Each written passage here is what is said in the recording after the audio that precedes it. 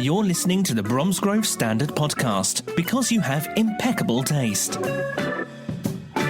Very warm welcome to this week's Bromsgrove and Droitwich Standard Podcast with me, Tristan Harris. Now with me, I've got Adam Lote, who's been on previously, but as the Carnival. You were in the Carnival Committee, and now you're the Chairman. Absolutely, yeah. So this year, now the Chairman of Bromsgrove Carnival, which is very exciting, but here in a different capacity today. Yes, because the Carnival's a good 7 months away. We will get you on about the Carnival.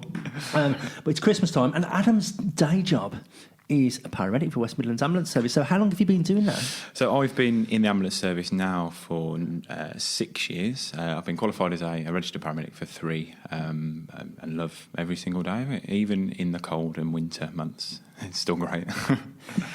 Now, how did you get into what were you doing before that? So before that, I worked in mental health for a few years. And before that, I was actually in school in sixth form. So, it's been a few years.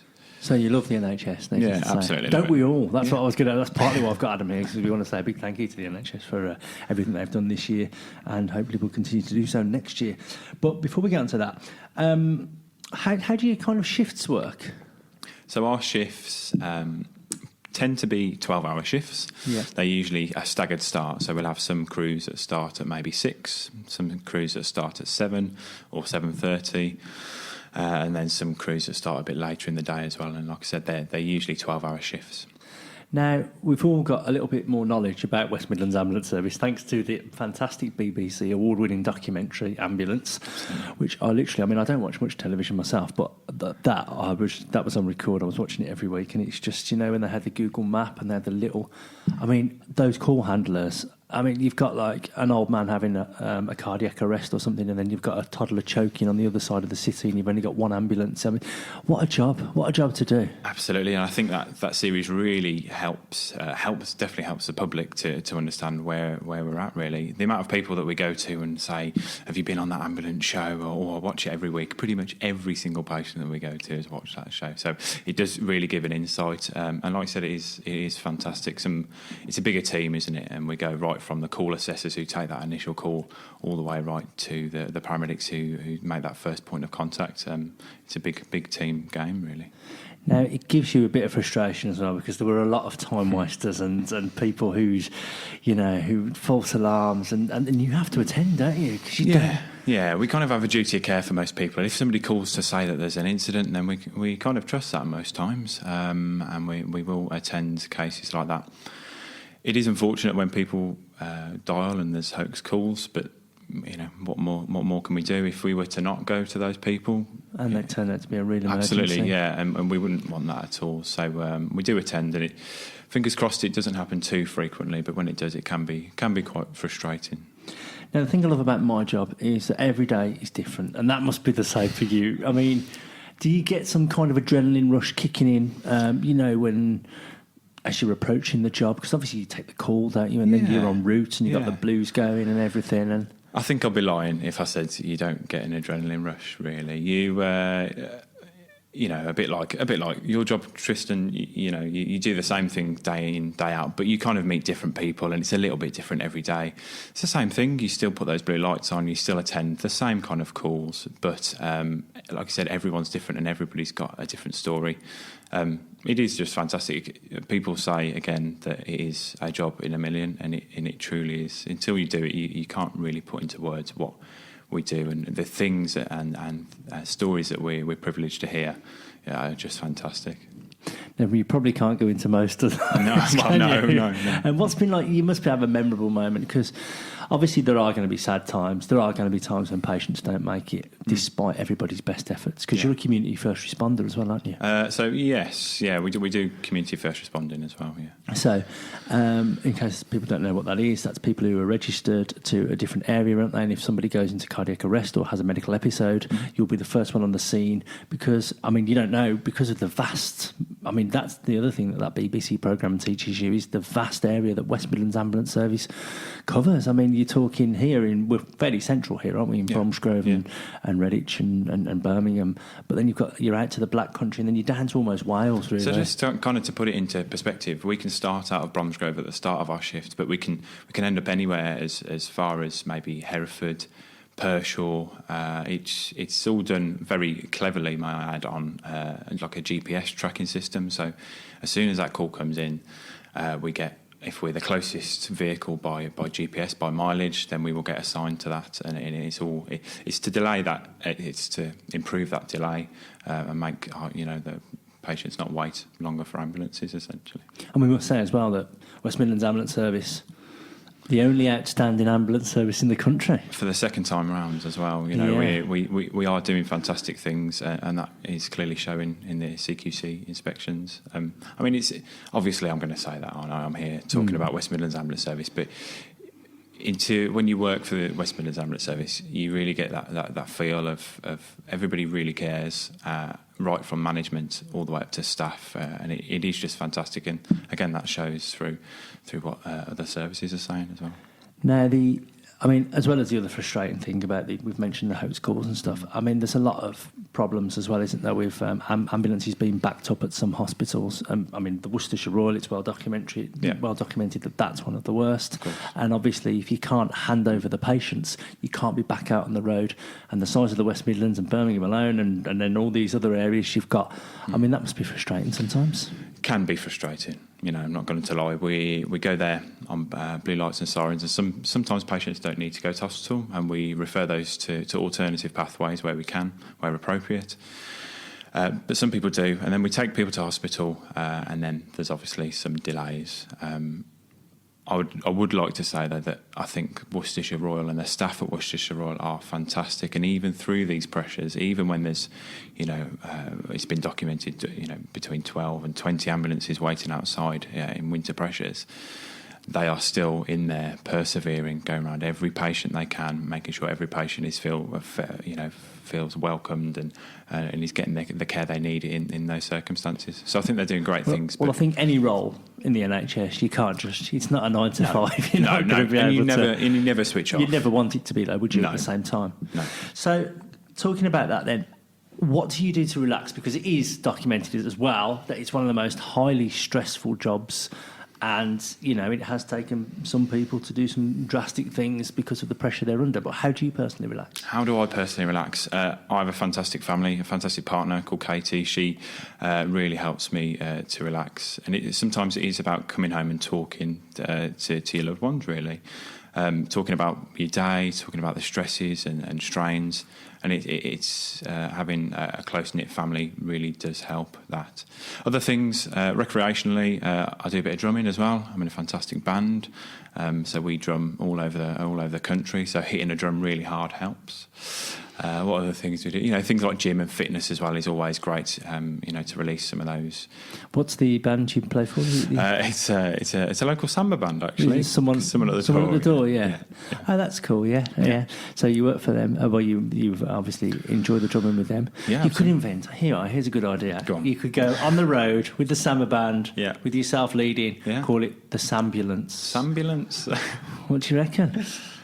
It might need a bit of work. Because West Midlands Ambulance Service, they pride themselves on no ambulance being over 5 years old. So absolutely, yeah. They're going to want to do something with the old one. I'm sure if you offered them 50 quid, you could have a Sambulance with all the drums on board. There's potential there. I think so. There's definitely potential. I think so. Better copyright Claire Bullivant, say. Copyright that.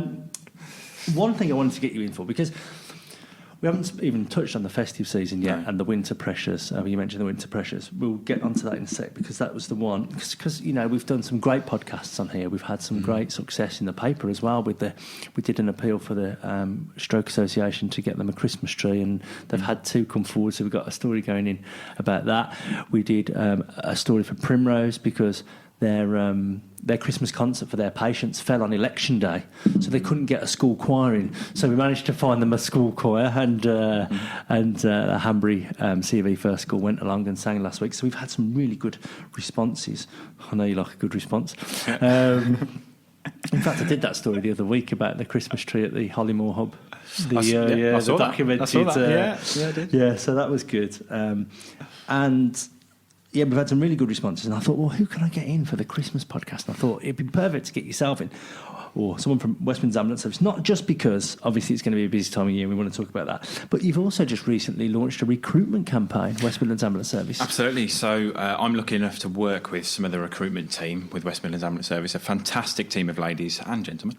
And we recruit student paramedics. There's two ways of being a paramedic. I didn't know if you know. So the first way is to go to university and do the kind of standard UCAS thing, really. It's usually school leavers who then go into college, do an access course potentially, and then go to university. The second way is to do it, and obviously the way we're going to talk about today really, is the student paramedic route through the ambulance service. And what that entails is essentially a 2.5-3 year course through the ambulance service, but you work for the ambulance service full time. So you join full time, you do a 14-week introduction course. You then go out on the road with mentors. I'm a mentor as well on the road, so I teach students that come on the road their trade. And then after about a year, you get signed off at that level, and then you go to university and finish your degree. We're in block stages. Throughout all of that, you're getting paid you're earning and learning. You also get fantastic hands-on experience and fantastic support through mentoring structures as well. I know, a start of a fantastic career as well. Excellent stuff. So that must be really rewarding for yourself, as well as the day job of actually helping people on a daily basis and hopefully saving lives. The passing the knowledge down, and you can read as many textbooks as you like, you can go online as much as you like, you can watch as many episodes of BBC Ambulance as you like, but the only way, it is better to pass the knowledge down, isn't it? And Absolutely. I think this is one of the problems we've found with the current government with the police recruitment. They're saying, yeah, we're going to get the 20,000 officers back that we cut previously, but the experience levels that they've lost for those officers who were there for like 20 years, and that's the best way, isn't it, to hand down the knowledge? For sure, yeah. I'm, again, very quite new compared to some of the staff that have been in, say, 30, 35 years. They are just a dream to work with, because you work with those people and they have so much knowledge and so much to share. I'm just, kind of starting really, but to pass that knowledge across, like you said, really does help. And it enables the new students to kind of get a grasp of, because you don't always see everything. Some days you may go to a cardiac arrest, like you've said. Some days you may go to a maternity case and you may have to deliver a baby. But some of those cases don't happen very often. And when they do, it's good to talk about it and to learn from others who have experienced that. The jobs you don't want to be going to are people wanting the lid off a jar of pickled onions. They're the ones. You wouldn't believe it, would you? But I see them on Twitter all the time. The things people call ambulances out for. Let's just go through the entry requirements then for the programme. The good thing is, if you do go down the university route, this University of Worcester is nearby, isn't it? And that's one of the universities that.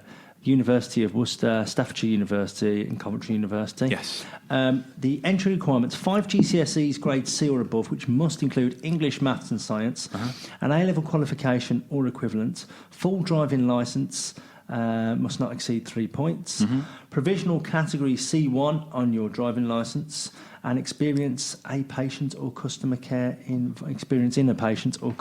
environment. Now, I don't know if you know that. How old are you now? 26. 26. Yeah. We've got this funny thing with because I've got a driving licence that I got in 1994, and on it, there's just loads of things that I couldn't possibly drive. That they give you all the categories, and then they reduced it. They thought they were a bit sensible. So if you look at my wife's driving licence, which she passed about 5 years later or something, it's completely different. She's only got about 3 things, and it looks like I've got lorries and God knows what on there. And I couldn't be driving any of them. But I was going to ask you about the driving. How do you decide the driving? Is it like first dibs on because surely that must be the best bit. Yeah, I think they're both really good parts of the job. Actually, it's good to break up some of the evening, because you can tend to find you typing a lot. So when you attend a case, you have to do the paperwork as well, and that can take some time. So breaking that up with a bit of blue light driving can be good. The way we decide it is, like you said, usually it's kind of first dibs, whoever gets there first, and then we usually take it in turns. So we may do 3 hours or we may do every patient, we'll swap kind of thing, do a patient each. 12 hours though, you must feel frazzled when you come off that shift. You kind of get used to the shift. It also depends on who you're working with, I think, as well. If you're working with somebody that you know very well, that you kind of gel with, it just flies by. It really can just fly by. So, again, it's what you make of it, I think. Excellent. Now, the other thing about driving, I would say, is because I actually watched, I think it was yourselves, it was either yourselves or the fire service, I think it was West Midlands Ambulance Service. They put a video up there showing drivers how to do it properly when they see an ambulance, because I used to just pull over straight away, and obviously the ambulance is further away, you're causing more congestion, the ambulance comes down, so now I just clock it in my mirror and I watch it and I'll keep going, and then only when it's really close, hopefully it's not on an island or something, but only when it's really close do I then pull over and let it pass. And once I watched this video, I just thought, why was I panicking before, like when this thing's a mile away, but you can obviously see the blue lights, and I'd advise all drivers to watch that, because that must be frustrating for you as well if you're driving and people aren't getting out of the way. It can be very frustrating, and it would be very interesting for you to come out with us actually and possibly see that, because we, as blue light drivers, we plan ahead. So we're planning not just to the car in front, but we're planning, for possibly half a mile ahead. So we've probably clocked you as well, slowing down on your brakes as well. So we will make progress, and we make progress around people. The things that we really can frustrate us at times are when people overtake people who have already pulled over, and people who don't signal their intentions as well. So it's always good to let us know what you're doing. If you're going to pull out, that's fine. Just signal and let us know so we can plan for that, because sometimes we may have to do some heavy braking, or we may have to do a fast overtake. And if we do, then it's best to have. Because they're quite weighty, those ambulances, aren't they? Very weighty. Yeah, they're about 3.5 ton, just over 3.5 tons. So, but we drive them sensibly, and we drive them to standard, and we drive to make progress. But like I said, the main things I'd say really is signal your intentions early.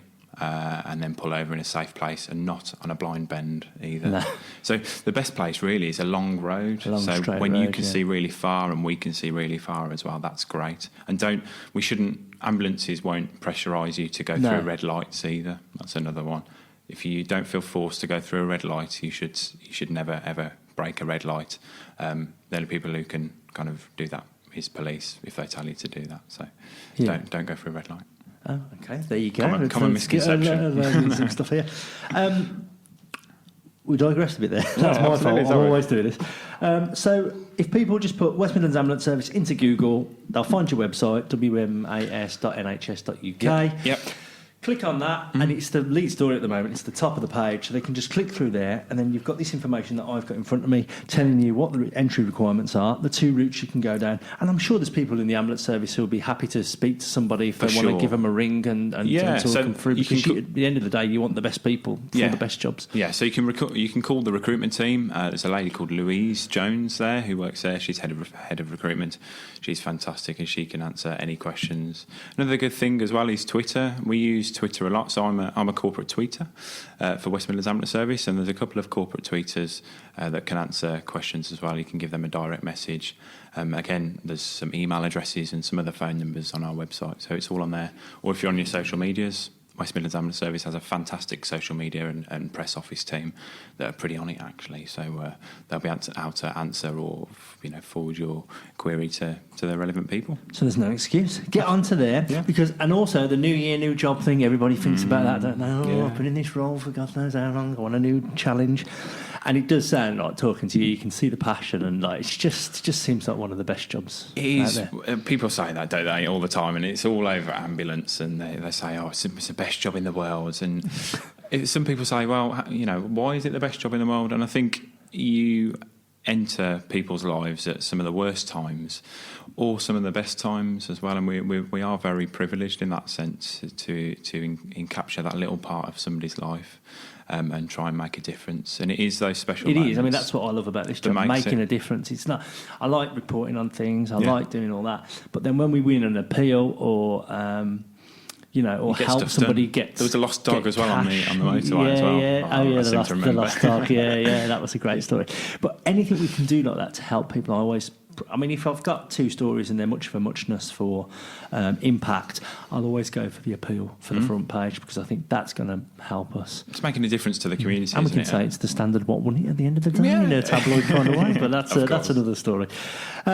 Let's talk on about the winter pressures now and the festive season, because this is upon us. Yes. We hope nobody needs to see you. Oh, just before we do that, I was going to say, have you ever had a baby named after you? I haven't, no. Oh, right, no. okay, because whenever you see those programmes, they always go, what's the paramedic called that helped deliver the baby?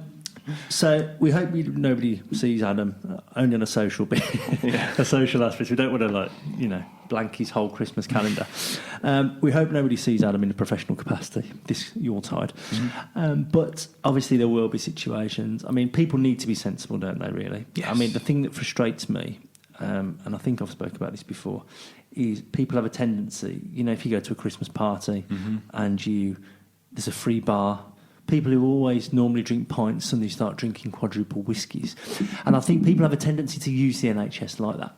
They use it like a free bar because it's free. It's free healthcare at the point of access, and hopefully it will remain that way with this new government. Claire, who's been to America, will tell you what the other alternative is like. And people have a tendency to use it. I mean, don't go to A&E unless you really need to. I mean, right, you can verify this for me. Yeah. If you're bleeding profusely, if you're having a stroke, if you're having a cardiac arrest, or you can't breathe, they're the 4 occasions you should be in A&E. Most other things can be dealt with at a minor injuries unit. Like Bromsgrove's got its Princess of Wales Hospital. Fantastic. And they can do x-rays there. Yeah. You can, even like broken bones, so they can sort you out there for that. Because at the end of the day, statistics show that you are going to be waiting longer in A&E. You could pop up to the Princess of Wales. You could have like a waiting time of 15 minutes, half an hour, whatever. That's just I'll pluck that out the air. Don't hold the stuff to that. But A&E, you could be waiting for hours, and also you could be preventing people who really do need to see some medical staff as a matter of urgency, stop them from getting there. Yeah, so lots of different ways you can help yourself. We kind of call it self-care, really. So almost like a bit of a hierarchy, if you like. So say you've got a cold or a cough, you can always self-medicate. So going to see a pharmacist. I always tell people pharmacists are really underused, actually, because pharmacists probably, between us in this room, are probably best placed to give you medication and to give you advice, because doctors and GPs are really busy, doing chronic conditions and stuff, but pharmacists have to know a lot about the drugs that they're giving, the conditions they're giving them for. Because it is quite a lot of training, isn't it? Yeah, absolutely. For pharmacy, they have to do loads and loads of training, and it's really, really intense, and they have to know not just about the drugs, but about what they're giving them for as well, and they have to know it really in depth. So they're really underused service. So I would recommend going to see your pharmacy. So in some respects, your pharmacist might be even better than your GP. Potentially, it's a first point of call. Because your pharmacist, I mean, if you've got an ingrowing toenail or something, or some kind of minor ailment, the doctor will know probably a bit, but because they cover so many, and like you say, the more intense, more urgently needed things, or they should be, that's what your GP should be there for. The pharmacist will know about the different brands, any allergic reactions. They've got all that experience. And also, we'll be this week in the paper and online. I've scheduled it for Sunday, everybody. Pharmacy Times across Bromsgrove, Rubery, Droitwich, South Birmingham. They're all on there, because what happens with those kind of stories, because we look at the web stats, is they don't really get many hits, and then all of a sudden on Christmas Eve, Christmas Day and Boxing Day, everyone's going, pharmacies opening in Bromsgrove or Rubery? So we want to see lots of hits on there, because it means you're using your pharmacy. And like you say, so that's your first port of call. You've got 111, NHS 111. Yeah. I mean, very often 111 will send an ambulance, won't they, if they deem it's... Yeah. If they deem it serious as enough. you can imagine, sometimes things are very hard to assess over the phone. If you've got chest pain, that can come in lots of different forms. Sometimes it can be maybe a heart attack, or, you get some profuse sweating, you become pale, clammy. But if you've just been to the gym or you've just run a 10K, arguably, I would probably have chest pain. I would probably be sweaty. The other thing is as well, the internet's not necessarily the best thing, is it? Because Dr. Google. You start Googling chest pain. Am I sweating? Yeah. Am I breathing heavy? If you weren't, you were all... Am I having a cardiac arrest? Absolutely. So, and then that can panic you more and obviously worsen the situation. Sure. The nights I've... Shall I ring an ambulance? No, I don't want to bother them. That's the other thing as well, isn't it? Some people, because you could go the other way, couldn't it? Yeah. That they think, no, I don't want to bother my GP or my ambulance. So it is a minefield of trying to... I think that's why 111 was set up, really. There was a bit of a stopgap between GPs, pharmacists and ambulances, and people weren't really sure where to go. It is a fantastic service, and it's now locally been taken over by West Midlands Ambulance Service. So the call taking is actually next door to the control room for the 909 ambulances call taking as well. And now we work in conjunction. So there's GPs on the phone, there's pharmacists on the phone, there's advanced paramedics, there's advanced nurse practitioners now that can answer your calls.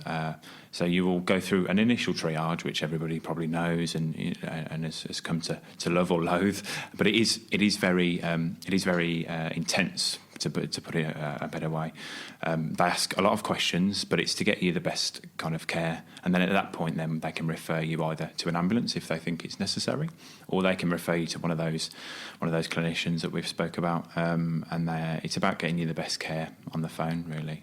Well, it's about everybody choosing the best care. Yeah. The other thing is as well, hopefully this will be out by Thursday or Friday, so about the 19th or 20th. Make sure you get your prescriptions early, and make sure you've got paracetamols and the obvious drugs in the house that you could need, because there's nothing worse than, you just need, you know what you need, but you haven't got it and all the shops are shut. So. Ibuprofen is fantastic. I'm not sure about for hangovers, and I wouldn't like to professionally comment on that, but paracetamol, ibuprofen, your Diorolites, for if we get an upset tummy. Other things like aspirins are always great to have, just in case you do get some chest pain. That's always great, but always read the label on those as well. And salts to keep you hydrated over the winter period, and always keep warm as well. I think that's an underrated one. I can actually advise on hangovers because I've got an ultimate cure. It's a Old bath oil. Okay. Right, so the old bubble bath. Yeah. I just put that in. You got the menthol vapours, and you just lie there for a couple of hours. And normally you're all right. Maybe have a coffee and a Barocca. Other vitamin drinks are available. So that's that. And also, please be sensible. Don't ring an ambulance unless you really need to, because, like we say, bleeding profusely, bleeding profusely, out of breath and can't breathe, and I mean struggling. Cardiac arrest or stroke, any other ones of those four, please seek medical attention other than A&E, because that's what A&E is for. Anything that's life-threatening. So anything that could be potentially fatal, then please call us. We're not bothered about coming out to people, really. That's our job, isn't it? And people are always very sorry, like you said before, to call or to bother us. But this is what we do, and this is what we're trying to do. So please use us if you need to. It's common sense, isn't it, at the end of the day? Yes. So use the ambulance service only if you need to. We hope nobody listening to this podcast or anybody needs... It would be nice if you had a few quiet shifts over Christmas. It wouldn't be for you, because your days would go slower. But you know what I mean. It would be lovely to have a quiet shift, but again, I'm with you. I hope I don't see anyone. Right, well, thanks for coming in. Are you okay to chat through a few stories? Yeah, of course. Which hub are you based at? So I'm based in Bromsgrove. The Bromsgrove one? Yes. Yeah, because I feel quite lucky, because I live in Northfield, and we've got the Hollymore hub, and then we've got the Bromsgrove one just the other side. So, I do see, because travelling between Northfield and Bromsgrove so often, I'm always seeing the ambulances come there, because I go through the Great Park, and I just always see them coming down. Yeah. So let's have a look. What I've done this week is I thought I'd dig out a few positive Christmas stories, because I wanted this to be a feel-good, positive Christmas podcast. Jam at the Van, organised by Nick Husbands. He owns Nick's Sandwich Bar in Rubery on the lay-by at the A38. Angela Sheridan Hunt-Ash as well. They combined to hold Jam at the Van 3. This is the third year they've run it. And it raised £335 on Saturday, so that was great. We put him on the front page. It was a lovely picture last week, just to promote that. We've got the donations will go to the Sunday Breakfast Club, which is a homeless charity in Birmingham. I bet you see quite a few homeless people as well, don't you? We do. Yeah. We do. They're very, very cold over winter as well. You see, that's very, the other thing cold. as well. So, if you can help out as well, help the homeless, obviously just donating money to the causes like crisis and shelter and stuff. Yeah, they'll help them out. So the Sunday Breakfast Club, they provide hot meals for homeless people in Birmingham, And I was staggered to find out that £335 will ensure that community organisation keeps going until March. So that's safeguarded it for three months now, and made sure that they can provide the service that they provide. So well done to Nick Husband, Angela Sheridan, Hunt Ash, and everyone who gave so generously, went down, had a good time singing with Santa and enjoying a bacon and sausage and egg bap.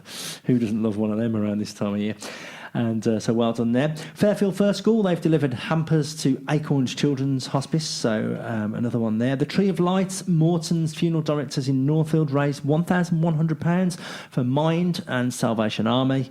That was the poignant service at their office where they remember lost loved ones, where people can go along and they can dedicate a star on their giant Christmas tree in Northfield, and to remember people, because I suppose loneliness is another thing that you must see that a lot. Very much so. I mean, we talk about having a happy Christmas, and I wouldn't want to dampen our spirits on this happy podcast, but there are people out there that do celebrate Christmas alone, and it can be quite hard for them. Like you said, the homeless are one. There's obviously our elderly and frail people of the community tend to be alone at Christmas as well. And if anything, from an ambulance service point of view, we'd stress, go and see those people, even if it's just a little chat or, just popping in. Take them a mince pie. Take them a mince pie and a card. A smile goes a long way. And I think you wouldn't believe the difference just a little pop-in or a catch-up or even a cup of tea can do for people over Christmas. So. I think the thing is as well, we're all very busy, aren't we? We've all got 24/7 lives. Especially we're all trying Christmas, to pay off the mortgages and all that. But a lot of people do have that downtime between Christmas and New Year. What do they call it? Twixmas or something? They call it, don't they? Twixmas, between Christmas and New Year. And you do have days. So if you know you've got an elderly neighbour, just pop in, like you say, for a cup of tea and a chat. And time is so precious. So precious, and it is, especially in a job like ours. We see that more and more often. But go and see your relatives, go and see your loved ones, the people you haven't seen for a while. Just pop in, give them a mince pie, handshake, cup of tea, and a smile, and that'll go a long way. I'm sure. And help them, because it must be horrible if you don't see people, especially on days on end. That is just awful. We've got festive fundraiser was held on Tuesday at Aston Fields, Ascot's and Fuso. We're going to catch up with them and find out how much they raised, but I gather it went okay. I haven't heard. I've seen great things from that. I've seen have you seen lots of pictures and stuff on Facebook? Really busy pictures, and I think it went really well. Yeah, because that was for the West Mercia Search and Rescue, and in memory of Tom Jones, Bromsgrove student. I can't believe that's 12 months ago. Yeah, very, very tragic. I mean, that's a nice point, actually, to looking into our waterways over this festive season. I mean, we're not graced in Redditch and Bromsgrove too much with waterways, but I think especially after nights out and after you've had a few to drink, it can be quite cold, and you can be quite vulnerable to and susceptible to drowning and other things like that. Our message would be to stay safe, travel in numbers. And also look after each other. It's the obvious one, isn't it? Don't let people walk home alone. It's that classic, isn't it? You go on a date with somebody and you say, "Oh no, I'll walk you to your door," and it's quite romantic. But I think even if with your mates, just make sure everybody gets home. Yeah, we always do. Give even my mate always says, "Text me when you get in." Text me when you get in. Yeah, 3 rings. So that's all 3 rings. The text has replaced the 3 rings, doesn't it? Give me a WhatsApp. And then you can do WhatsApp. You can see if I've checked it as well. Absolutely. You think, you didn't check that till tomorrow morning. Anything could have happened to me last night. Yeah. Look after each other. Look after each other. That's a good message as well. Bromsgrove sporting fans collected 160 items for the town's food bank in Cats Hill. So well done to them, and good luck to Bromsgrove Sporting. We'll talk about them in a sec because we've got the sport coming up. Now, this isn't a Christmas one, but it was one that I was sent with me. I get so many stories to cover, and I just get them in my inbox. I think I must get that in. And I did this one last night, and I put it online this morning. It's going great guns. Brooke Almquist from Charford. She was, at the age of 2, she was diagnosed with a brain tumour. That was in 2009. She had 18 months chemo, obviously grueling. I can't even begin to. I've heard about chemo and I've seen pictures, but I haven't. Obviously, that's a grueling thing for anyone to go through, let alone a 2-year-old. That was at Birmingham Children's Hospital. Since then, she's gone from strength to strength. And Mum, Cara Brooke, who I spoke to yesterday, said she doesn't really remember much about her treatment. She remembers bits. That's the thing about kids in hospital. I was saying to her mum on the phone, my daughter, she only went in for her tonsils out, but she said, I said, do you remember your hospital treatment? She said, I had toast in bed. And you think, yeah, that's all they remember. They don't actually remember which is good really, just as well that they don't remember the bad bits. And she said, she's got she's an amazing person with such a big heart. And what happened is Brooke, approaching her 12th birthday on December the 11th, said she wanted to do something to raise funds for Birmingham Children's Hospital, which effectively saved her life. And she's up to now. She started Brooke's fundraising page. We've got the story online today, so click through and give if you can. She's up to £440 to Birmingham Children's Hospital. She started off at a £100 target, and now she's set a target of £500, which I've got a funny feeling she's going to make very soon once people start sharing that story. But Birmingham Children's Hospital, that must be somewhere where you go quite often as well. What a fantastic place. It's just amazing, isn't it? We kind of see more of the A&E side of it, and even in the A&E, they're great. The thing that gets me about BCH or Birmingham Children's Hospital is the passion from those staff. I know we were talking about Worcester Royal and the Alex A&E staff, but the passion that comes from those guys there is just overwhelming, and they're so part of the community as well. They really, integrate into the community, and it's very close to a lot of people's hearts, isn't it? Children who are sick and ill, but it really does show, and they are supported by charities as well. There's a few local charities like Ronald McDonald House Charity, which is next door, which provides places for accommodation for parents to stay free of charge. Because Birmingham Children's Hospital, it's not just for kids in Birmingham. You get people coming from all over the country. It's a specialist hospital, so like you said, people come from all over, from as far as Bristol, Liverpool, even Scotland to reap that profession. I mean, I remember when my daughter was in, she was only in for a half an hour operation. It's just that bit, when they go under with the anaesthetic and their eyes roll back, and I hate that bit. But it was only a half-hour operation, and luckily I found a Where's Wally book on the ward, and I was busying myself trying to find Wally. And I got talking to this lady who'd come from Wales, and her son had got some complex medical needs, and I think he was having like a 9-hour operation, and I was thinking, I don't know what I'd do with myself. And it was just, and the staff are just so lovely, and they're just, they understand the needs of the children, the needs of the parents, the needs of the whole family. It's a bigger picture, isn't it? It's not just the child. It's as much as a trauma for the parents, I think, as well. And again, for our job, we see that it's sometimes not just the one patient or the child. Sometimes it's actually looking after the parent more than the child, because children are resilient, aren't they? Resilient, and sometimes they don't understand what's going on. For them, it's a big party. We're going out in an ambulance. We're going for a trip, but actually the parents know a little bit more, and that sometimes can be dangerous and really, really horrible. So we try and support that, and as do the staff at BCH and the other charities. Yeah, excellent stuff.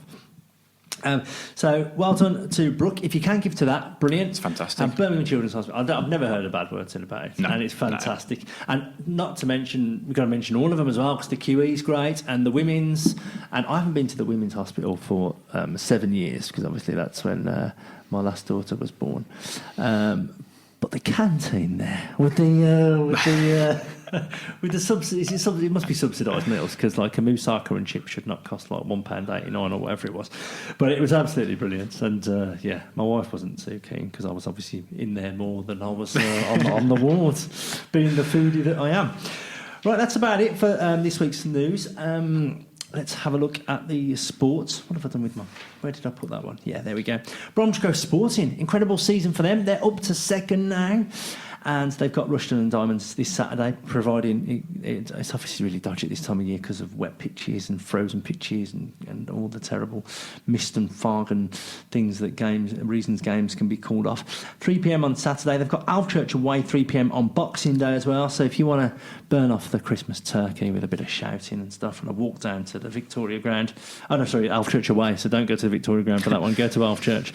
Have a nice walk along the canals to Alvechurch, and then do that. They're 5 points off Tamworth in top of the table. They've got 2 games in hand. Tamworth have not Sporting, unfortunately.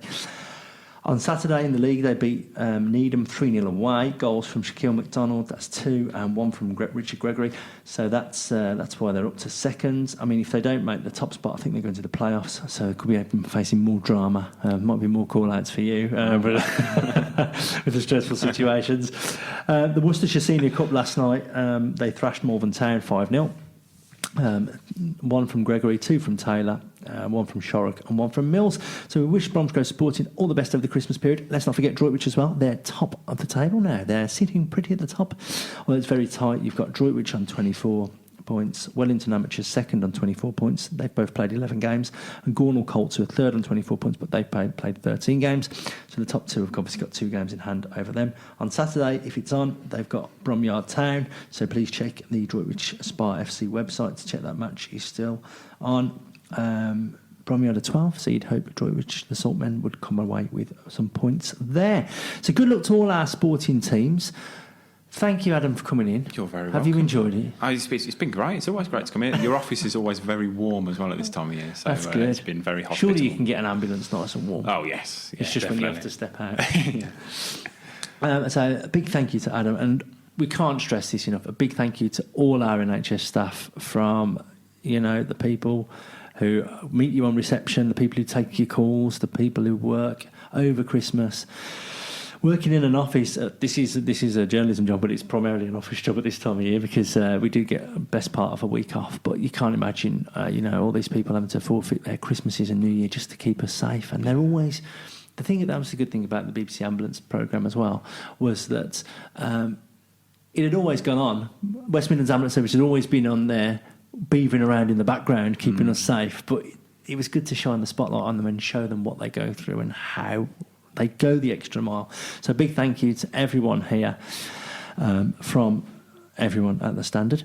Thank you to all the NHS staff, and we hope you're not too busy over the Christmas and New Year period. And please, please, please, people, I can't stress this enough, please be sensible and remember what we've talked about when you need ambulances and when you need hospital services. Stay safe. Stay safe and look after each other. Keep warm. Stay safe, keep warm, look after each other. Absolutely. That's what we're going to do. Cheers, Adam. No problem. And next up is Claire with, I'm sure, because it's Christmas and New Year approaching, she's got plenty of entertainments from Bromsgrove, Ruby and Droitwich. For all the things to do and see this week, it's Claire Bullivant with this week's What's On Guide. Thanks, Tristan. Yes, loads of great things going on this weekend and all over the Christmas period. My top picks are as follows. Starting tonight on Friday, the 20th of December, there's a Roosler's Bar Christmas comedy show happening at Bromsgrove Sporting Football Club. That's at the Victoria Ground on the Birmingham Road. 7:30pm start there. And since I did my comedy stand-up earlier this year, my very first comedy stand-up debut, thanks to our very own editor, Tristan Harris, I have a newfound respect for these guys. Stand-up comedians, it's actually really, really hard. So do go along and support, but it's also really good fun. So you're going to have a great time at 7:30pm at the Victoria Ground for that. Also on Friday night, quite a lot of live music going on all over the place, as always.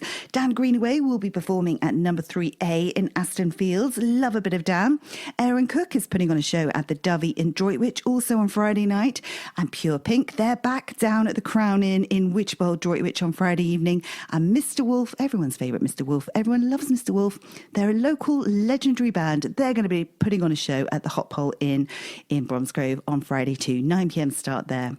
And also, we've just heard the Ron Jeremy Band have their official Christmas party gig happening once again at the Ladybird Inn on the Finstall Road, 7:30pm on Friday night. Somebody told me that these events are becoming rather wild and legendary. So do be there. You're going to have a great time. There's also a Christmas festive party happening at Cats Hill Workman's Club. 2 hours of festive fun for the kids and the whole family with crazy dances, games and competitions galore. 7pm start there on Friday evening too. And we also just heard the English Electric Lightning Band will be on at the Hanbury Turn on Friday evening. This is going to be an evening of classic rock and blues, and these guys are amazing. I've seen them a couple of times now and truly love them. 9pm at the Hanbury Turn on Friday night for that. Moving on to Saturday, the 21st of December. If you have children, I bet they'll love this. They can actually have breakfast with Santa Claus himself at the Swan Inn in Fairfield on Saturday morning, starting at 9:30 a.m. Santa is taking precious time off to do this, so catch him before he heads back to the North Pole to finalise all those Christmas deliveries. It's going to be a lot of fun. Another nice thing to do on Saturday is carols by candlelight at Singleton's Nurseries in Lydiat Ash. This is where you can join the Arrowvale Singers for some beautiful carol singing by candlelight alongside a delicious 3-course meal. You can find out all the details on their website, thepottingshed.cafe. Then on Saturday evening also, my top pick for the evening is with Pete Harrington at the Gardener's Arms in Droitwich. Pete is a fabulous musician. And we also love the Gardener's Arms too. It's a great pub. They also do a fantastic scampi and chips, by the way. Do try that out. Scarood is also putting on a show on Saturday night too. They're a great local band at the Hot Pole Inn, Bromsgrove, 9 p.m. start there. Then moving on to Monday, the 23rd of December, the Rocker Covers. They're going to be back at the Boat Shack in Upton Warren on Monday evening. I've heard great things about these guys, but I haven't actually seen them perform yet. So if you do go, let me know, because I can't make it on Monday night. But I love to know your reviews, because it really helps us to review them on air and in the paper for next time. So do check them out and let me know. And then on Christmas Eve, lots of the pubs also have some great fun nights happening all over the place. I do know a great local band, Kick the Fridge. They're going to be performing at the Hot Pole Inn on Christmas Eve, so that's definitely worth swinging by. But keep checking our website, check the paper. We'll have it all in there. And what's left to say? But have a lovely, lovely Christmas, everyone. Back to you, Tristan. Thanks, Claire. Loads going on there in Bromsgrove, Droitwich and Rubery. So make sure you get yourselves to some of those events.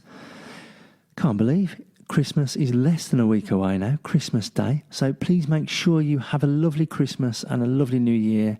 As we said before, stay safe, look after each other, and just enjoy the festive season, enjoy the break from work.